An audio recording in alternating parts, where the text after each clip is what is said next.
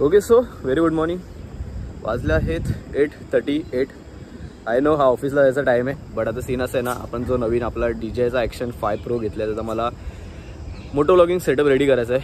भरपूर वर्षी मी लगभग 4-5 वर्षापासून गोप्रो यूज करतो, तर त्याचा पूर्ण मोटो व्लॉगिंग सेटअप आहे माझ्याकडे. त्याचा माईक आहे, त्याचा ॲपडेट आहे, पण तो DJIसाठी ते युजफुल नाही. सो मी त्यावर एक सोल्युशन आणले. माईक तर चेंज नाही केलं आहे, फक्त कन्व्हर्टर एक घेतलं, तो मी दाखवतो तुम्हाला. हा आहे आपला DJIचा ॲक्शन 5 Pro. इथे माईक लागतो आणि हा आहे मॅग्नेटिक माउंट. आता एक स्क्रीन आहे ना, आपला माझा जो सोनीचा माईक होता ना, हा आहे TRS. आणि नॉर्मलचे हेडसेट असतात ना आपले, ते DRRS असतात. म्हणजे इथे जे 2 लाईन बघतात, इथे 3 लाईन असतात. आणि मोटो व्लॉगिंगसाठी मोस्टली सोनीचा हा लेवियर 1 आहे. मी जे डिस्क्रिप्शनमध्ये लिंक देईल. आणि ह्या माईकला जर तुम्हाला ह्याला डायरेक्ट कनेक्ट करायचं असेल तर तुम्ही कनेक्ट करू शकत नाही, कॉज ह्याच्यामध्ये आहे Type-C पोर्ट. दॅट्स आपण हा एक बोयाचा कन्व्हर्टर मागवला आहे, याची पण मी लिंक देईलच. Okay so this is how it looks. हे जरा वेगळं वाटतं, याला मी काहीतरी नंतर जुगाड करेल. या कॅमेऱ्यामध्ये अजून एक चांगली गोष्ट आहे, तुम्हाला माईक कनेक्ट झालं आहे की नाही तो डिस्प्लेच्या वरतीच समजतो. हे बघा, तर बघा हिला ग्रीन लाईन दिसते, इथे मी माईकची तापडतो दिसते, हे वर खाली होते. माझे माईक तुमचा प्रॉपर चालू आहे, कनेक्ट आहे. चलो मोठा व्लॉगिंग सेटअपवर येऊ. Okay, hello hello hello, mike test. ओ जरा वियर्ड वाटतं हा सेटअप, म्हणजे जरा एक्स्ट्राच वाटते, कारण की ह्या केबल बाहेर आल्यात ना, जरा तरी जुगाड करावं लागेल आतमध्ये टाकून. ठीक आहे, ते नंतर करू. तो फोन ना आपण 4K 60 FPS शूट करू, कारण की याच्यावरती मला हॅबिट लावून घ्यायचे. मोस्टली सगळे तर 4K 60 FPS वरती शूट करतात. भरपूर मोड्स आहे याच्यात, आपण एक एक करून सगळे ट्राय करू. चलो, हे जे बघताय फुटेज ते आता 4K 60 FPS आहे. निघू भाई, बराच लेट झाला आहे. ओके, बरोबर आहे ना, असं वरती नाही, असं खाली नाही, हो फुल अँगल बरोबर आहे. मला असं का वाटतंय गोप्रोपेक्षा जे ऑडिओचं आउटपुट खतरनाक आहे. ओके, ऑफ रोडिंग खतरनाक. जरा उडू आधी, पुढे गेल्यावर बोलतो. सोलो प्लस ADV बस जन्नत. किती वर रस्ता खराब असं काय फरक नाही पडत. मला ना 1080p पण ट्राय करायचं शूट करायला. आपण जरा पुढे गेल्यावर ट्राय करू. आता सध्या 4K राहू दे.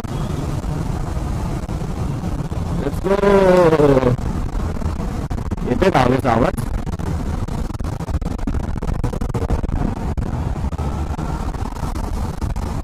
फोन चेक नाही करायला पुढे ना बायपास रोड आहे, तिकडे जरा स्लो करू. देन 4K वरून 4K 60 FPS वरून फ्रेम जर तुम्हाला माहित असेल आपण काय ठेवतो 16:9. 16:9 तर आपल्याला 90 डेट आहे, त्याच फ्रेमवर आपलं सगळं कारभार असतो. मला जर जो आउटपुट गोप्रोमध्ये भेटायचा ना 1080p ला 60 FPS वरती, तो जर इथे भेटला ना तर मजा येईल. कारण की माझे एडिटिंगवरती मला असं लोड नाही ना. 4K फुटेज जर तुम्ही एक्सपोर्ट करत असाल ना तर थोडंफार तुम्हाला एडिटिंगला लोड येतो. आणि एडिटिंग सॉफ्टवेअर माझा काय एवढा हेवी नाही आहे. एवढा सगळा डेटा जो असतो आपला लगभग नाही ना म्हणता 50-60 GBचा, तो सगळा डेटा लॅपटॉपमध्ये किंवा PCमध्ये ट्रान्सफर करायला टाइम लागतो. देन मी एडिटिंगला वेगळा टाइम लागतो, मग एक्सपोर्ट व्हायला अजून वेगळा टाइम. दॅट्स वाय बेटर आहे भाई मोबाईलमध्येच डायरेक्ट मेमरी कार्ड काढा, मोबाईलमध्ये टाका. जे आपल्या आयफोनमध्ये शूट असतील ते व्हॉट्सअपनी डॉक्युमेंटनी घेऊन काम 25 एडिटिंगला रेडी. आणि तसंच तिकडनं थंबनेल पण बनवायला इझी पडतं. चलो ते करूया का लगेच 4Kचा. आता इथे आहे जागा, साईडला घे. आता चेंज करू 4K वरून 1080p वरती. मला जरा ग्लव्स काढावे लागतील. Okay, hello hello hello, mike test good one. आता ही जी फुटेज बघताय ती आहे 1080p 60 FPS. म्हणजे FPS रेट ना, FPS ची फ्रेम भरपूर वाढते. 1080p ला तुम्हाला 120 पण भेटतं, 160 पण समथिंग कधी भेटतं.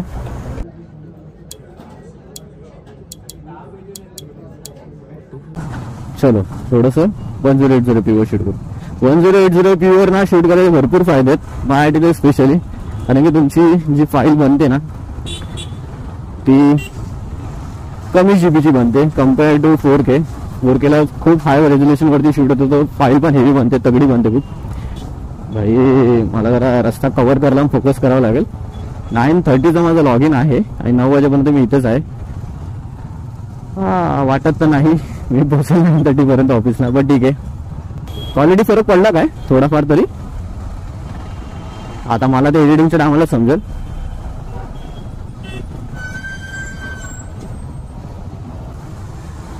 ओके बस झालं. स्पायडरमॅन म्हणावं लागतं या ट्रॅफिकमध्ये.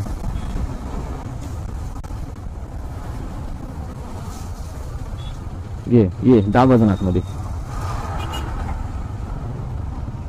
त्या गाडीच्या ब्रेकवर मी एवढा उडतोय ना कधी कधी, नको तो कॉन्फिडन्स दाखवतो मी. Okay so DJI action 5 Pro मध्ये ना स्टेबिलिटीसाठी 3 ऑप्शन आहेत. एक तर बन पूर्ण, ज्यामध्ये तुम्हाला भरपूर वाईड अँगल भेटतो, अल्ट्रा वाईड पेक्षा पण मोठा जो लास्ट येतो त्यापेक्षा. देन येतो रॉक स्टडी. रॉक स्टडी मध्ये तुम्हाला आता जो बघता ना तुम्ही, हा वाला अँगल आहे आणि हा मला असं वाटतं इनफ आहे मोटरव्लॉगिंगसाठी. एवढं पण नाही, थोडंफार फक्त जरा मिरर कट होत असतील, बट ठीक आहे. आणि दुसरा आहे तो रॉक स्टडी प्लस. त्यामध्ये मला असं वाटते ह्या जो फ्रेम बघते त्यात अजून 1-1 इंच साईडनी कमी होईल. आजच्या ब्लॉगमध्ये ना आपण पूर्ण कॅमेरा चालणार आहे. फक्त असं समजू नका की मोटरव्लॉगिंग डेलाच होणार आहे, डेचे फुटेज दिसणार तुम्हाला. ह्या कॅमेऱ्यानं स्पेशली नाईट फुटेजसाठी घेतलाय. डे साठी तर काय गोप्रो होता माझ्याकडे, गोप्रोची पण क्वालिटी HRPच आहे. तर मी स्पेशली याला बाय केला आहे नाईट राईडसाठी, कारण की नाईटला गोप्रो ठसतो. धाना एक्सट्रीम है, एक्सट्रीम. ना जाऊंगा ना जाने दूंगा. Okay sir, rock study plus पे शूट करून बघू. तोच आहे ना? हा, तुम्हाला बोललो ना थोडी फ्रेम कट होते. हे बघा, हा आहे रॉक स्टडी प्लस. बट ह्याच्यात ना भाई मी किती पण डोकं आलो काही करू, हा भरपूर स्टेबिलिटी भेटते ह्याच्यात तुम्हाला. सो थोडंसं ह्याच्यात पण टेस्ट करून बघू 2 मिनिटं. अल्ट्रा वाईड तर फिक्स ठेवले. अल्ट्रा वाईड मी सगळीकडे सेमच आहे, फक्त मी ते रॉक स्टडी मोड आहे ना, आता सिगरेट पितो हा सगळं फुल क्लिअरली दिसणार आहे त्यामध्ये. रॉक स्टडी मोड आहे.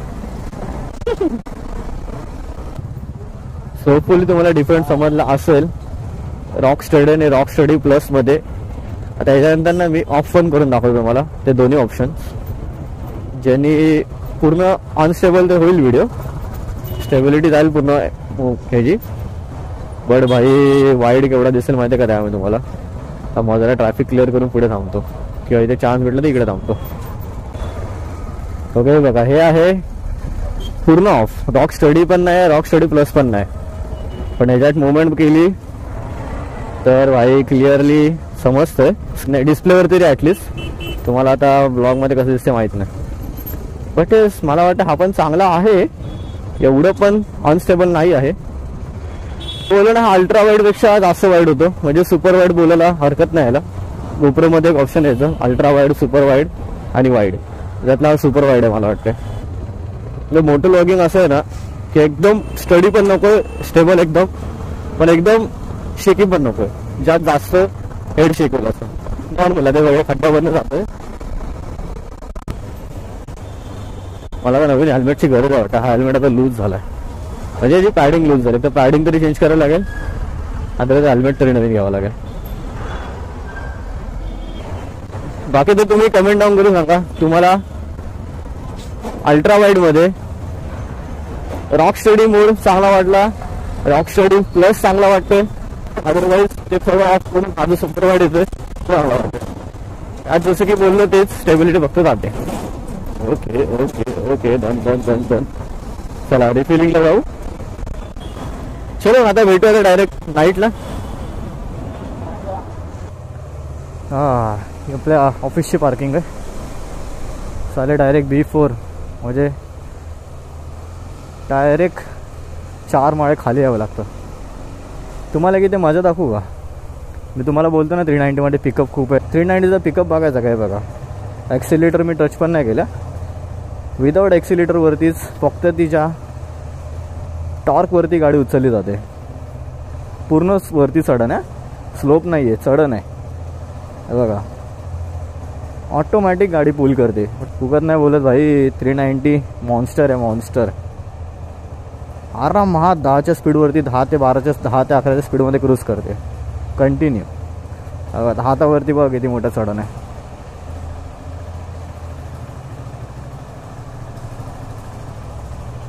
भाई साहब आहे की नाही. फ्लॅट सर्फेसवर तर भरपूर गाड्या हे करतात. फ्लॅट सर्फेसवर मला वाटते 15पर्यंत तर आरामाच आहे. चला आपल्याला आता याची नाईट क्वालिटी चेक करायची आहे. सो सकाळी ऑफिसमध्ये जाताना मी बोललेलो की आपल्याला नाईटचे पण फुटेज चेक करायला भेटेलच, कारण की आपण आज मंडे असल्यामुळे लेट निघणार आहे. सो येस, वाजले आहेत परफेक्ट 8:30 आणि आपण आता उतरलो आहे. तरी पण मंडे असून लवकर निघालो 8:30 म्हणजे, अदरवाईज 11-12 तर आरामात वाजतात. चल भाई, आता ना मी सध्या तर ट्राय करतोय ज्या दिवशीचं काम नाही त्या दिवशीच निपटावं. म्हणजे आजचा जे ब्लॉग जे शूट केले ना मी सकाळी येताना तर जाताना जे शूट करेल ते आज रात्रीच मी एडिटिंगला बसेल आणि उद्यापर्यंत अपलोड करायला ट्राय करेल. आज तारीख किती म्हणजे तुम्हाला आत्ताच सांगतो. आज तारीख आहे 10 नोव्हेंबर.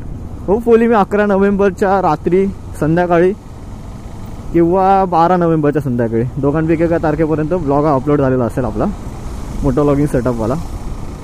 ओके, सो बाकी हा जो फुटेज बघता ना तुम्ही तो आहे 4K 60 FPS वरती. अँड यस, मी चेक केलं डेची फुटेज पण 4K 60 FPS वरचे शूट होते ना ते खूप स्मूथ होतं शूट. म्हणजे 4K 16.9/60 FPS मस्त वाटतं ते बघायला. त्याच्यात मला असं वाटत नाही असं कलर ग्रेडिंग वगैरे करायची गरज आहे. आणि 1080p थोडंफार हलकंसं ना काय बोलतात त्याला, मीन्स इन शॉर्ट मी जर त्या फॉर्मॅटमध्ये शूट करतोय ना 1080p मध्ये तर मला एडिटिंगमध्ये थोडीफार घासावी लागणार. भले त्याची फाईल कमी बनेल. एन एस मस्त येते नाईट क्वालिटी याची. मला तर स्क्रीनमध्ये चांगली दिसते. तर तुम्हाला ब्लॉगमध्ये कशी वाटते नक्की कमेंट डाऊन करून सांगा. अँड फायनल मी आता डिसिजन आज घेतलं की मी प्रत्येक ब्लॉग माझा 4K मध्ये शूट करेल. 16:9चा रेशो असेल आणि 60 FPS वरती शूट करेल. हा 120 FPS पर्यंत जातो 4K मध्ये आणि 1080 तर भाई डायरेक्ट 120 FPS आहे. 120 म्हणजे डेंजर. बट आपल्याला 1080ची क्वालिटीच नाही आवडली. सो बेटर 4K मध्ये शूट करू 60 FPS वरती. 8:30 आहे तर ट्रॅफिक आय डोंट थिंक आता असेल. जर हेच मी 8:30च्या जागी 7:30ला असतो ना तर मला त्या ब्रिजपासून ट्रॅफिक भेटली असती. आता हा जर रस्ता ते आपण पवईचा रोडवर आहे. तर सरळ सरळ पवई देन लेफ्ट घेऊन हायवेवरती मुलुंड चेक नाका देन ठाणा माजिवडा आणि मग घरी. लगभग डेलीचे 25-28 किलोमीटर आहेत. म्हणजे अपडाऊन तर बघायला गेलो तर तसं 52 to 55 किलोमीटर समथिंग होतात. बट येस, मी एन्जॉय करतो. असं नाही की कंटाळतो. एन्जॉय का करतो ते ही बाईक आहे म्हणून. त्याच्या की दुसरी बाईक असते ना मी कंटाळलो. कारण लास्ट फ्रायडेत ना मी हॉर्नेट घेऊन आलो आणि भाई मला एवढा कंटाळा आला असं वाटलं ऑफिस नकोच वाटलं. बट ही असते तर मजा वेगळीच येते येताना पण जाताना पण. बाकी होपफुली मी बऱ्यापैकी जेवढं माझं बेसिक मोटो व्लॉगिंगसाठी जो सेटअप लागणार तो सगळा सेटअप कव्हर केला आहे या ब्लॉगमध्ये. बाकी काय मिसिंग असेल तर मला कमेंट डाऊन करून सांगा. आणि हेच अजून एक ऑप्शन आहे साऊंड रिलेटेड. ते मी आत्ताच यूट्यूबवर बघितलं. सीन असं आहे ना की मी ह्या कॅमेरामध्ये प्रो नाही आहे. फर्स्ट टाइम यूज करतोय DJIचा कॅमेरा. मी याच्या आधी DJIचा कुठलाच प्रोडक्ट यूज केला नव्हता. दॅट्स वाय मी जरा शिकतो याच्याबद्दल. आणि जसं काय काय नवीन शिकतो ना ते तुमच्यासोबत शेअर पण करतोय की जेणेकरून कोण नवीन DJIसाठी मूव्ह होत असेल माझ्यासारखं गोप्रोवरून त्याला पण थोडीफार इन्फॉर्मेशन भेटाय म्हणून. बाकी मी जसं प्रॉमिस केलेलं आठवड्यातून 2 व्हिडिओ कन्फर्म टाकणार मी. फक्त राईडच्या अशा नाही, राईडला गेलो तो वेल अँड गुड मी. बट येस, मी असं डेली तर अपडाऊन करतोच आहे जवळपास 50-55 किलोमीटर. तर त्यामध्ये काय मिर्च मसाला भेटला ते पण मी अपलोड करून टाकत जाईल. आणि अजून सुद्धा जे कोणी कन्फ्यूज असतील माझ्यासारखे गोप्रोवरून DJI स्विच करायची गरज आहे का, सो मी याचा आन्सर सांगेल. आता जेवढं मी 2 आठवडे यूज केलं कॅमेरा त्यावरून येस भाई 100% गरज आहे. कारण की DJI जे प्रोडक्ट आहे ना, मी ना टॉप 3 गोष्टी सांगते ज्या मला आवडल्यात. सगळ्यांना सांगा, सगळ्यात तुम्ही ब्लॉगमध्ये बघितलं असेल बट तरी still compare to GoPro. First thing तर भाई याची बॅटरी बॅकअप. मी जसं की बोललो 2 फुल चार्जवरती ना बॅटरी म्हणजे 0 to 100 गोप्रो जेवढा चालेल ना 2 बॅटरीवरती तेवढा हा सिंगल बॅटरीवर चालतो. वरून मी तर म्हणेल अजून उरते पण बॅटरी याची. नाही ना म्हणता तर 10-20% तर उरेल. सेकंड जी गोष्ट आहे तिथं म्हणजे सगळ्यात इम्पॉर्टंट गोष्ट होतो म्हणजे हा जो मॅग्नेटिक माउंट हवा इथे लागला तो. म्हणजे केवढं इझी झालं आहे माहिती आहे का प्रोसेस. मी आधी स्क्रू काढा स्क्रू लावा स्क्रू काढा स्क्रू लावा हेच धंदे करायचो भरपूर आहे. सो त्याचा पण एक त्रास वाचला आहे. डायरेक्ट मॅग्नेटिक माउंट दिला आहे. फक्त खालतून थोडंसं हलकं प्रेस करा डायरेक्ट DJI तुमच्या हातात. आणि यस हे सेफ आहे, असं नाही की अनसेफ आहे ते. म्हणजे कधी कुठे झटका बिटकाला पडेल कॅमेरा असं काय नाही. फुल स्ट्रॉंग आहे तो माउंट. जोपर्यंत तुम्ही ते खालचे 2 बटन प्रेस करत तोपर्यंत तुम्हाला DJIचा कॅमेरा काय निघत नाही तिकडून. ही एक सेकंड बेस्ट गोष्ट झाली compare to GoPro. And third तर भाई तुम्ही आता हे बघतायच नाईट क्वालिटी. नाईटला तुम्हाला अशी क्वालिटी तर भाई गोप्रो नाही देत भाई. लिहून घ्या कुठलाही कॅमेरा ना 13 आणा काही आणा. आणि अजून एक चौथी ॲड करतोय मी स्वतःच्या पर्सनल एक्सपिरियन्सवरून. ज्या टायमाला मी गोप्रोचा सेटअप लावायचो ना त्या टायमाला मला 15 ते 20 मिनिटांना मान पाठी नेकचा त्रास व्हायचा, कारण की गोप्रोचा सेटअप थोडा काय जास्त हेवी आहे कम्पेअर टू DJIचा कॅमेरा. कारण की त्यामध्ये केस प्लस तुमचा तो माईक अडॅप्टर प्लस तुमचा तो गोप्रो एवढं सगळं करून तो एवढा हेवी व्हायचा ना. म्हणजे आता जो मान मी असं बघतोय ना क्लिअरली मला असं वाटतच नाही. आता तर बघा, आता तेवढे 4 वर्ष गोप्रो यूज करून झाले ना, मला फीलच होत नाही की मी हेल्मेटला कॅमेरा लावलाय टू बी फ्रँकली. आणि हेच जागी गोप्रो असतो ना की मला फील व्हायचं की जड काहीतरी लावले. म्हणजे मी कंटिन्यू तो गोप्रो लावून राईड नाही करायचो, मध्ये मध्ये मी काढायचंच कंपल्सरी त्याला 15-20 मिनटं तरी. ओके, सो होपफुली तुम्हाला आजची व्हिडिओ थोडीफार जरी इन्फॉर्मेटिव्ह वाटली असेल. जर इन्फॉर्मेटिव्ह वाटली असेल तर नक्की व्हिडिओला लाईक करा. तुमचे व्हॅल्युएबल थॉट्स कमेंट डाऊन करून सांगा नक्की मला. आणि अजून काही तुम्हाला माहीत असेल, तुम्ही ऑलरेडी DJI युजर असाल तर काही टिप्स असतील तर नक्की कमेंट डाऊनमध्ये शेअर करा. बाकी आता भेटू राईडच्या व्हिडिओमध्ये, अदरवाईज नेक्स्ट येतानाच उद्या. मोठी राईडची मी अनाऊन्समेंट केली लास्ट ब्लॉगला, बट कुठे चालले सांगितलं नाही. आता पण सांगणार नाही मी, डोंट वरी. हा सरप्राईज मी तुम्हाला असंच नाही येणार आहे, कुठल्या तरी ब्लॉगमध्ये, अदरवाईज डायरेक्ट निघाल्यावर भेटणार तुम्हाला सरप्राईज. ग्रुपमध्ये 4-5 जणांना माहिती आहे, बट सगळ्यांना माहिती नाही. चलो, मस्त लेन मारत घरी पोचू.